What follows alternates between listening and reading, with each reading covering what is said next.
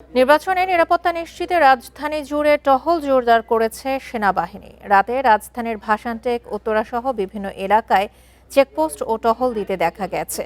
Uttara army ক্যাম্পের অধিনায়ক lieutenant colonel মাহবুব জানান, বিভিন্ন জায়গায় গুজব ছড়িয়ে বিভ্রান্তি তৈরির চেষ্টা করা হচ্ছে, তবে যে কোনো পরিস্থিতি মোকাবেলায় সেনাবাহিনী প্রস্তুত বলেও জানান তিনি।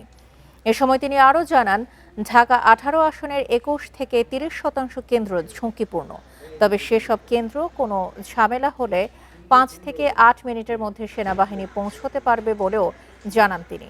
নুডলস খান নাই তো নুডলসই খান নাই। বলেন, উৎসব মুখর পরিবেশেই হবে ভোট গ্রহণ। বিভিন্ন রাজনৈতিক দলের লোকজন সেই কেন্দ্রে যাওয়ার চেষ্টা করছে, প্রবেশের চেষ্টা করছে, এই ধরনের বিভিন্ন নিউজ আমরা দেখতে পেয়েছি। কুইকলি আমরা আমাদের ওই ক্লাস্টারের যে পেট্রোল আছে তাদেরকে মোবিলাইজ করি এবং আমাদের পেট্রোল যাওয়ার পরে আমরা দেখতে পাই ওই ভোট কেন্দ্রের আশেপাশে এই ধরনের কোনো ঘটনা ঘটেনি এবং তার আগেও এই ধরনের কোনো ঘটনা আমাদের কাছে রিপোর্ট করেনি। সবাইকে আশ্বস্ত করতে চাই, আমরা আমাদের সর্বোচ্চ চেষ্টা দিয়ে নির্বাচনটাকে সুষ্ঠুভাবে সুন্দরভাবে শেষ করার চেষ্টা করব।